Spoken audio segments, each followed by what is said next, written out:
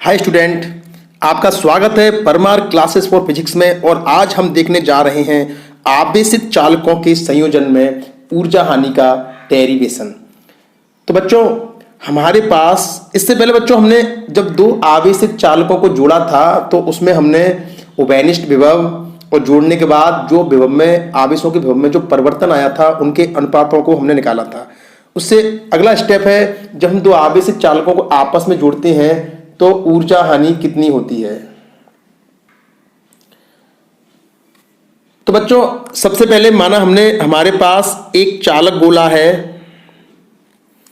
ये एक चालक गोला है ए, और इसकी जो धारिता है वो C1 है और इस पर जो विभव है वो V1 है और इस पर जो आवेश है वो Q1 है। जैसा कि हमने कल पहले भी इससे पहले जो डेरिवेशन किया था उसमें भी बिल्कुल यही डायग्राम बनाया था और यही कंडीशन ली थी।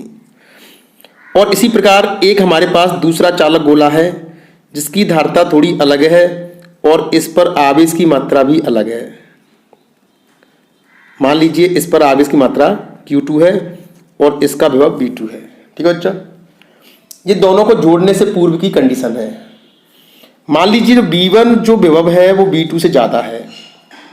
जब हम दोनों चालक गोलों को आपस में किसी चालक तार की सहायता से जोड़ देते हैं तो बच्चों विभव में परिवर्तन होने के कारण आवेश जो होता है वो अधिक विभव वाले चालक से कम विभव वाले चालक की ओर प्रवाहित होने लगता है। और आवेश तब तक प्रवाहित होता है जब तक कि दोनों पर विभव समान ना हो जाए। तो मान लीजिए इसमें से कुछ आवेश निकलकर इसमें चला गया, तो अब पहले चालक गोले पर आवेश की मात्रा Q1 डैश जो कि घट गई है थोड़ी सी, और जितनी इसमें घटी है उतनी ही दूसरे चालक गोले में बढ़ गई है, लेकिन धारिता पर कोई फर्क नहीं पड़ेगा। और ये आवेश तब तक प्रवाहित होगा जब तक कि दोनों के विभव बराबर ना हो जाए। तो बच्चों, जोड़ने के बाद दोनों के विभव कैसे हो जाते हैं? बराबर। तो बच्चों, ये तो जोड़ने से पूर्व का डायग्राम है। जोड़ने से पूर्व ये कंडीशन होती है कि दोनों पर विभव के मान अलग अलग होते हैं और जोड़ने के बाद दोनों पर विभव के मान समान हो जाते हैं। अच्छा बच्चों, इस दौरान बच्चों जोड़ने से पहले इन दोनों को मिलाकर जितनी ऊर्जा थी, मान लीजिए इन दोनों को मिलाकर, निकाय को मिलाकर या दोनों चालक गोलों को मिलाकर 100 जूल ऊर्जा है।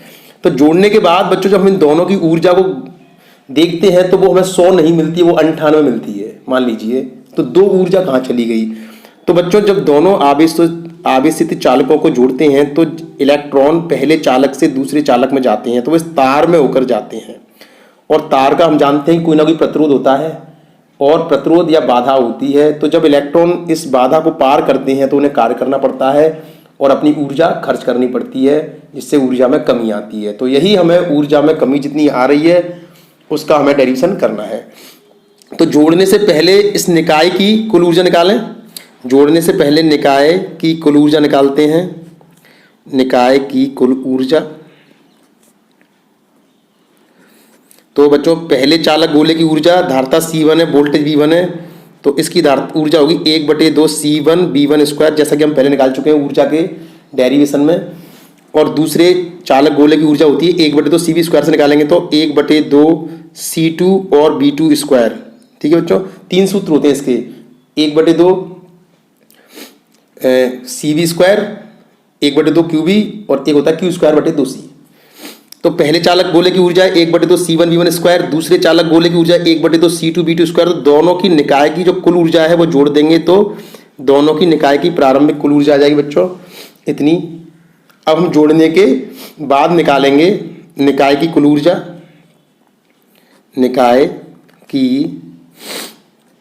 कुल ऊर्जा तो वो आ जाएगी बच्चों U2 बराबर, इस पहले गोले की निकालेंगे तो 1/2, धारिता उतनी ही रहेगी लेकिन वोल्टेज हो गया V, तो 1/2 C1 V स्क्वायर प्लस, अब दूसरे चालक गोले की निकालेंगे तो 1/2 CV स्क्वायर से निकालेंगे तो C2 B स्क्वायर।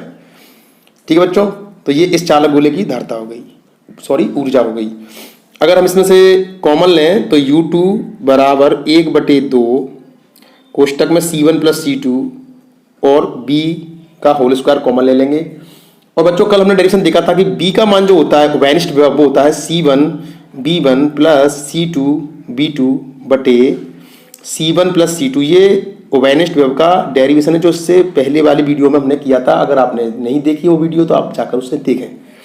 इस मान को यहाँ रखते हैं तो U2 बराबर 1/2 C1 प्लस C2 और बी स्क्वायर, तो बी स्क्वायर करेंगे तो C1B1 प्लस C2B2 का whole square upon C1 plus C2 का होल स्क्वायर। एक C1 प्लस C2 से ये कैंसिल हो जाएगा।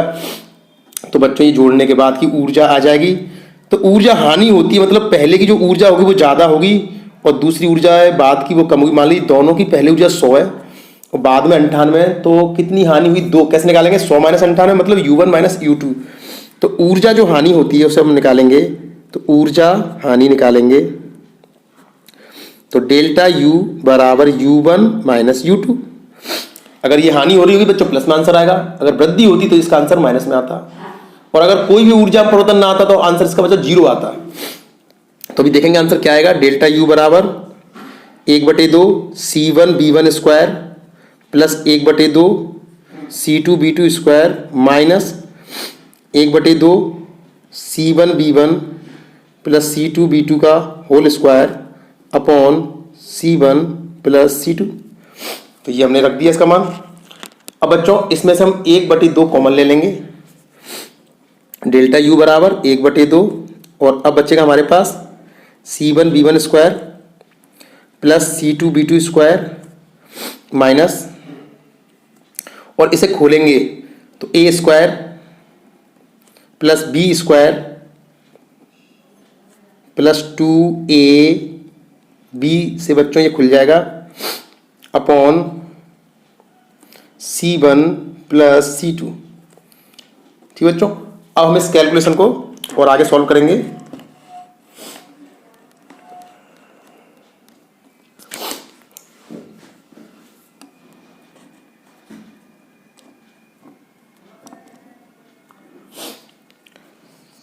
ठीक है बच्चों, इसके नीचे 1 मान लेंगे, इसके नीचे 1 मान लेंगे, तो डेल्टा U बराबर 1/2, एलसीएम लेंगे, लघुत्तम लेंगे,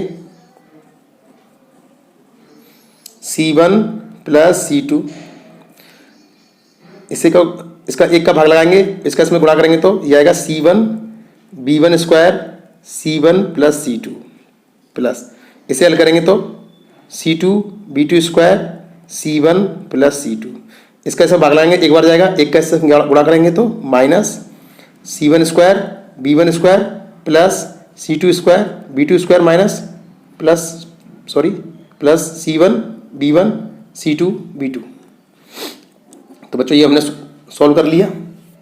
इसके बाद इसका अंदर गुणा करेंगे तो डेल्टा U बराबर 1/2, इसका गुणा करेंगे तो C1 गुणा C1 square B1 square plus इसका गुणा करेंगे तो C1 C2 B1 square plus इसी प्रकार इसका गुणा करेंगे तो C1 C2 B2 स्क्वायर, इसका गुणा करेंगे तो plus C2 square B2 square minus इसका माइनस में गुणा करेंगे तो अंदर C1 square B1 square minus C2 square B2 square minus 2 C1 B1 C2 और B2।